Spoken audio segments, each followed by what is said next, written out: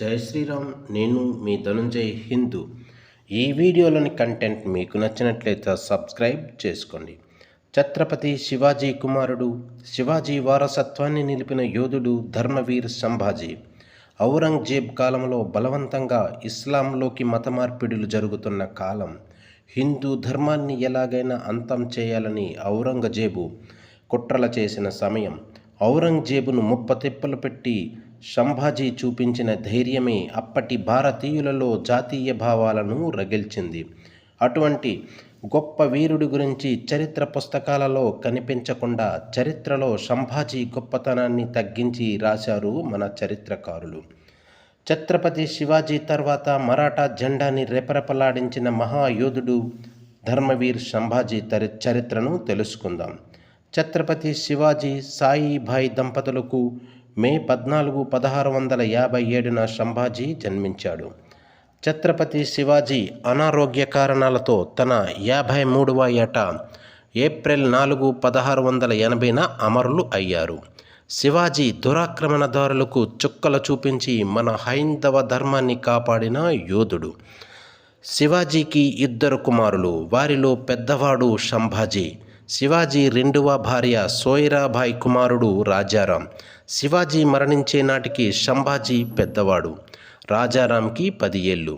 రాజారాంను రాజును చేయాలని సోయిరాబాయి అనుకుంది. కానీ సైనికాధికారులు సంభాజీని రాజుగా చేశారు. శివాజీ మరణం తర్వాత మరాఠా రాజ్యాన్ని సులువుగా వశం చేసుకోవచ్చని ఔరంగజేబ్ అనుకున్నాడు. కానీ శివాజీ మరణించిన తరువాత ఔరంగజేబ్ తన సైన్యాలను దక్షిణ మరాఠా, దక్షిణ కొంకణ్ల వైపు పంపాడు. సంభాజీ తన దగ్గర ఉన్న 5,000 సైన్యంతో మెరుపుదాడి చేసి ఔరంగజేబు సైన్యాన్ని ఓడించాడు. సంభాజీ రాజు అయిన తర్వాత సంభాజీ సవతి తల్లి సోయిరాబాయి కుమారుడు రాజారామును ఎలాగైనా రాజుగా చేయాలని అనుకుంది.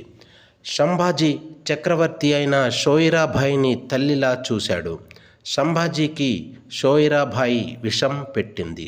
ఆ కుట్ర నుండి సంభాజీ తప్పించుకున్నాడు. అయినా ధర్మవీర్ సంభాజీ ఆమెను క్షమించాడు. ఆ తరువాత పశ్చాత్తాపంతో ఆమె ఆత్మహత్య చేసుకుంది. శివాజీ భారతీయ ఆత్మను కాపాడాడు. కానీ సంభాజీ తన త్యాగాలతో భారతీయులను జాతీయ భావాల వైపు మరల్చాడు. సంభాజీని మరాఠీలు చావా అని పిలిచేవారు, అంటే పులిబిడ్డ అని అర్థం. సంభాజీని ధర్మవీరుగా పిలిచేవారు.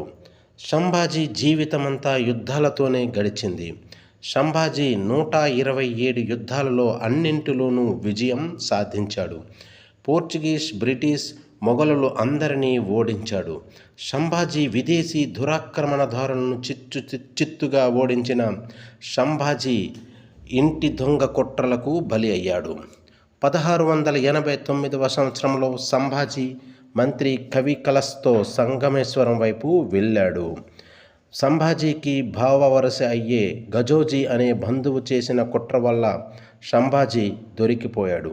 గజోజీ ఇచ్చిన సమాచారంతో సంభాజీని సంగమేశ్వర వద్ద మొఘల్ సైన్యాధికారి మొఖరం ఖాన్ బంధించాడు. సంభాజీ 9 సంవత్సరాల పాటు పాలించాడు. 9 సంవత్సరాలలో మరాఠా రాజ్యాన్ని కానీ సంభాజీ నీడను కానీ తాకలేకపోయారు ఔరంగజేబ్ సైన్యం. కానీ నమ్మక ద్రోహి కుట్ర వల్ల ఛత్రపతి సంభాజీ దొరికిపోయాడు. సంభాజీ కాళ్ళు చేతులు కట్టివేసి ఒంటెలకు కట్టి వీధుల్లో ఈడ్చుకుంటూ తీసుకువెళ్లారు. ఔరంగజేబు సంభాజీని హిందూ మతము నుండి ఇస్లాంలోకి మారితే క్షమిస్తాను అని చెప్పి హింసించాడు. 40 రోజుల పాటు జైలులో పెట్టి చిత్రహింసలు పెట్టారు. ప్రాణం పోయిన నా హిందూ ధర్మాన్ని వీడనని అన్నాడు. ఔరంగజేబుకు చివరకు నీ కూతురుని ఇచ్చి వివాహం చేసిన మతం మారనని సవాల్ విసిరాడు ధర్మవీర్ సంభాజీ. ధర్మవీర్ సంభాజీ గోళ్లను కనుగుడ్లను పీకేశారు. బ్రతికి ఉండగానే చర్మాన్ని ఒలిచిన మతం మారనని ఎప్పుడు హరహర మహాదేవ్ అంటూ పాడేవారు ధర్మవీర్ సంభాజీ. సంభాజీ నాలుకను కోయించేశాడు ఔరంగజేబు. మతం మారతావా అని అన్నాడు. కానీ నా ధర్మాన్ని వీడను అన్నాడు. చివరకు మార్చి 11, 1689 సంభాజీ అసువులు భాశాడు. అయినా ఔరంగజేబ్ కోపం చల్లారలేదు. సంభాజీ శరీరాన్ని ముక్కలు ముక్కలుగా కోసి నదిలో విసిరేయమన్నాడు సైనికులను. ఔరంగజేబ్ సైనికులు వెళ్ళిన తర్వాత గ్రామస్తులు భీమా నదిలో దొరికిన భాగాలను కుట్టి సంభాజీకి స్మారకం నిర్మించారు. సంభాజీ హిందూ ధర్మం కోసం చేసిన అనితర సాధ్యమైన త్యాగం మరాఠా సామ్రాజ్యాన్ని కదిలించింది. కళ్ళు పీకిన, చర్మం ఒలిచిన తన హిందూ ధర్మం కోసం మతం మారలేదు. నిజమైన మరాఠా యోధుడు, స్వధర్మాన్ని కాపాడిన యోధుడు సంభాజీ ధర్మవీర్. దేశం కోసం, ధర్మం కోసం ధర్మవీర్ సంభాజీ చూపిన ధైర్యం, తెగువ, త్యాగం రేపటి తరం తెలుసుకోవలసిన చరిత్ర సంభాజీ యోధుడి గురించి. జై సంభాజీ, భారత్ మాతాకి జై.